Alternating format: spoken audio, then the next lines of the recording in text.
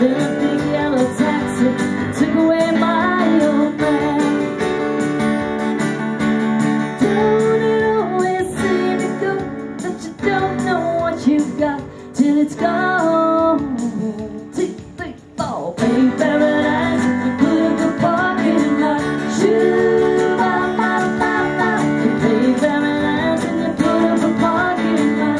Shoo, ba, ba, ba. Yeah, you pay paradise and you put up a parking lot. Come on, Taylor, go! Nice and easy. All the way up. Keep going. Keep going. Keep going. Turn around. Go, Taylor. Go, get it. Well, I'm an ISA certified arborist. I own my own company here in St. Paul, or across the river there in St. Paul. Yeah, we're just here to compete, have a lot of fun. It's a really great event to showcase proper arboricultural climbing practice. Speed climb is actually a little bit more like rock climbing. We typically don't climb like this, but we are secured with a rope or on belay, similar to how a rock climber would be. The work climb and the aerial rescue, you'll see later, that mimics a little more of our daily practice, daily work practice.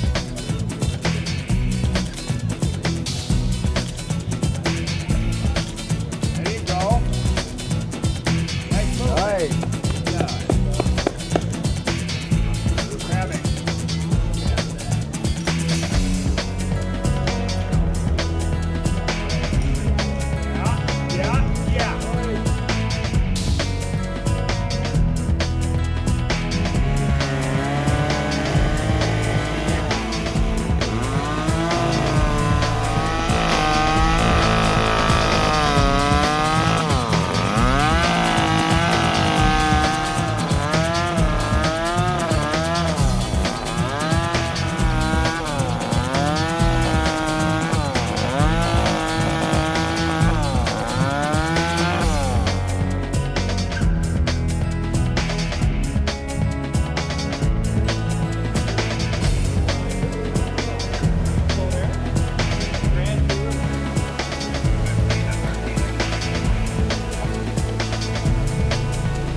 We couldn't have done what we did here today without the support of the citizens of St. Louis Park, who have supported the fire service over the years, particularly our department, and the council.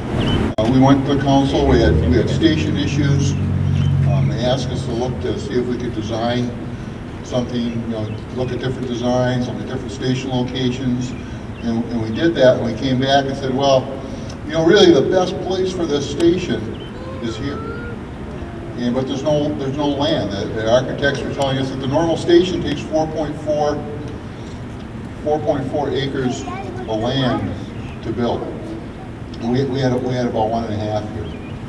And thankfully, the Parks Department at 11 o'clock this morning, they're gonna do a grand opening next door.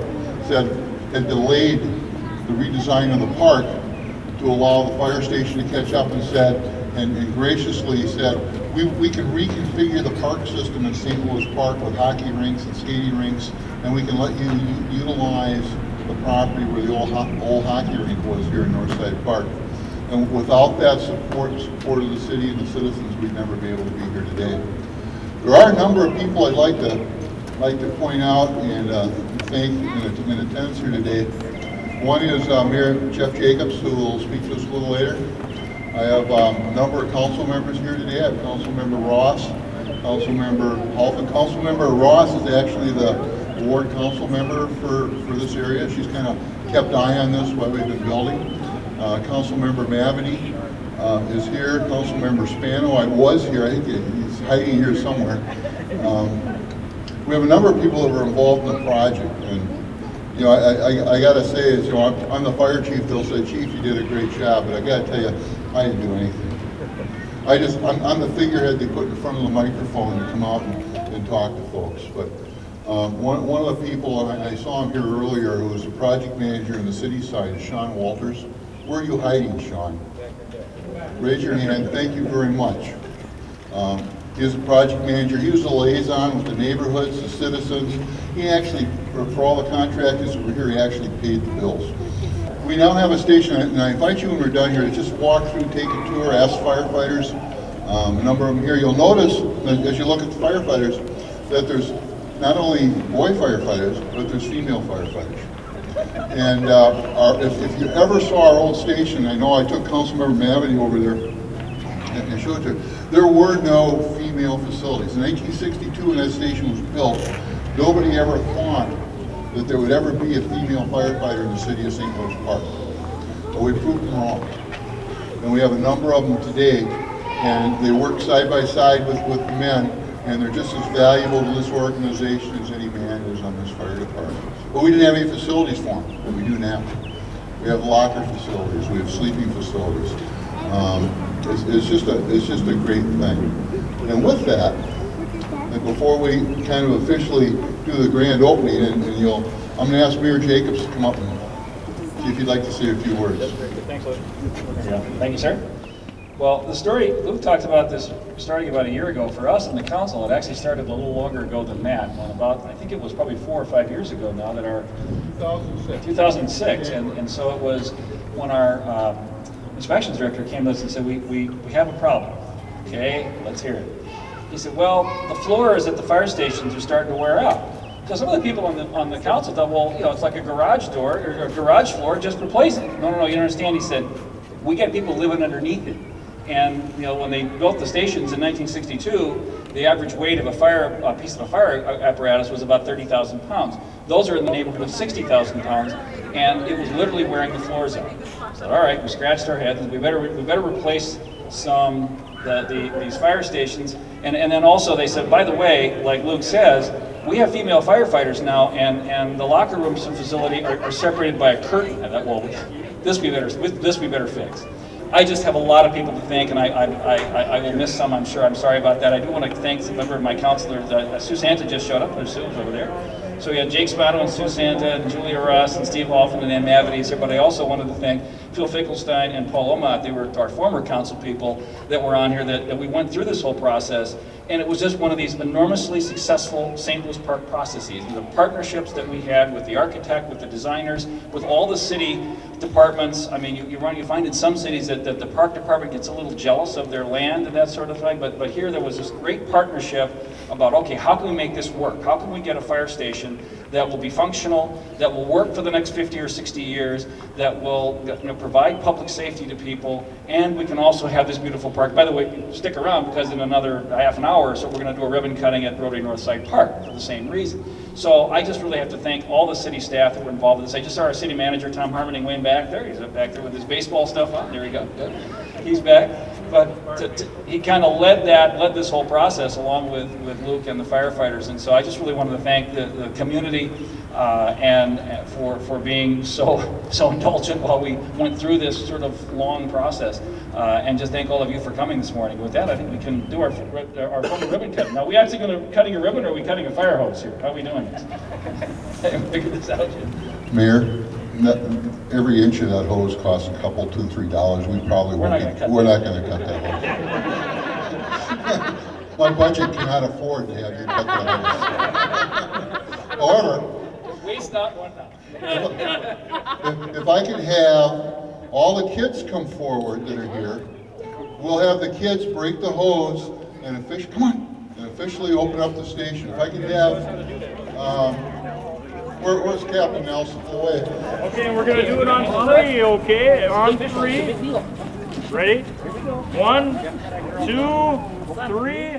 Whistle! And the station's officially open.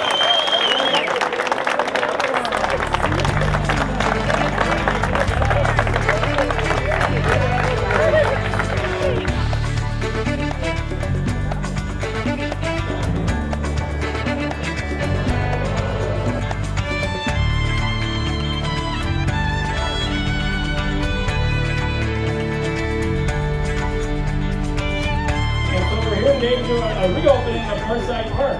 We have before we do anything else, with a flag ceremony, I want to welcome pack number 379, Boy Scout pack from St. Louis Park. Guys, raise the flag.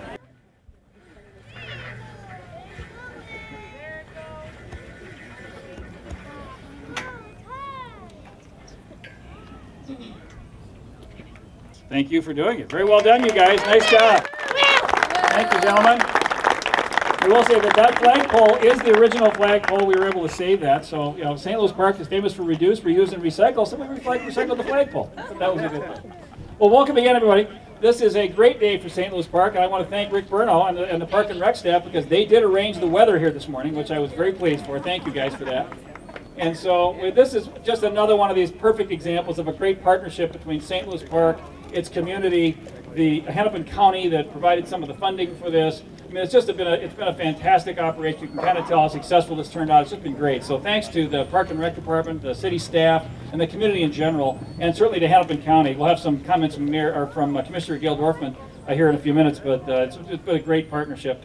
This will, of course, be a centerpiece of all of our baseball activity for the entire community, and it's just, I was telling somebody here a little while ago, I actually flew in an airplane a couple of days ago, and I flew right over this park, and you can see it from 10,000 feet, and it just looks great, even from the air, it looks great. So, and we have one final guest to welcome here today, Mr. Baseball himself, representing the team that is still, yet, mathematically capable of winning the World Series if they could just get their pitching together. TC from Minnesota Twins. Yay, how about that? There we go.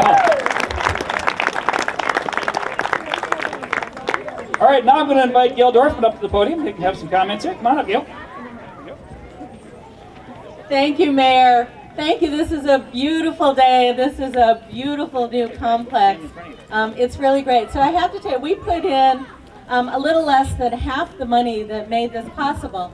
And we did that because at the time we passed the sales tax to support Target Field, the new baseball stadium that's so incredible, we set aside $4 million annually as part of that tax. We set aside those proceeds to support expanded library hours and youth sports. And we've increased the hours at our St. Louis Park Library on Library Lane due to that. And we've contributed a number of dollars, about $7 million or so, since we started allocating youth sports grants in 2009 to about 43 projects. And this was one of the first ones that we wanted to fund and make sure it got done. And you can get anywhere between $10,000 to $400,000, and $400,000 is the max, and that's what we put into this project because it deserved it. And the City Council and the city put in the rest, the remaining $600,000. So this is a great project. Our goal when we established the Youth Grant Program was to really make it possible for more kids all over Hennepin County to be involved in sports and take advantage of these outdoor activities and recreation opportunities. And we wanted more kids, we wanted them to be out here more often. We wanted environmental benefits, which you see a lot here. Well, you can't see them, but they're here, with curb and gutter and new irrigation and a sediment pond, better stormwater runoff. And we wanted fields that were well maintained and safe so the whole family could enjoy them. I remember when we used to come out here and Brian would play and we had the other kids and they would get bored and not know what to do, and the concession stand wasn't really very nice and the bathrooms were awful. And now you've got this tremendous facility for the whole family. All right, you guys ready? Yeah. All right. You ready to count off? 1, 2, 3, cut! Now I want to say something I've always wanted to say in my life. Play ball! Okay. All right. Thanks for coming. Thank you, sir. Thank you very much. Okay, you guys, let's go. I guess we're going to throw some pitches here.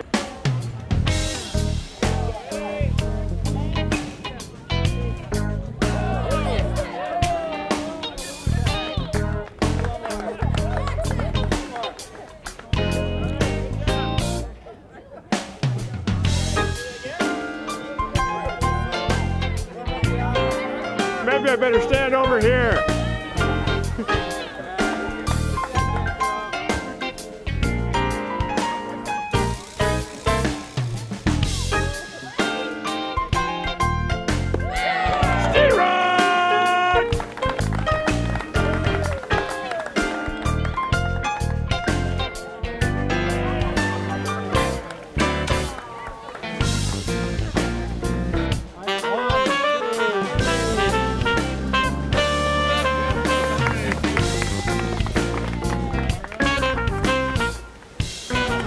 to introduce Erica Fry. Thank you. She's a St. Louis Park student. She's a junior this year, and she'll be doing the national anthem for us. Oh, say, can you sing by the dawn's early light what so proudly we hailed at the twilight's last gleaming, whose broad stripes and bright stars through the perilous fight, o'er the ramparts we watched were so gallantly streaming, and the rockets spread flare, the bombs bursting in air, gave proof through the night that our flag was still there. Oh, say does that star-spangled banner yet wave o'er the land of the free and the home of the brave?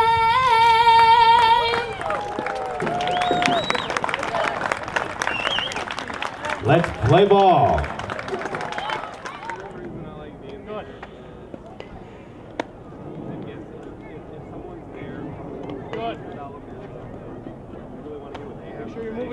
Well, normally this time of year we're excited, but this year we're extra excited with 3 new baseball fields here. We've got over 400 kids playing in Little League, so excitement is really high. Every day, I mean, today it's ear-to-ear grins. Look at all these fields. I mean, it's just fantastic. The work that went into it and the commitment that the community leaders have, this is fantastic for our kids.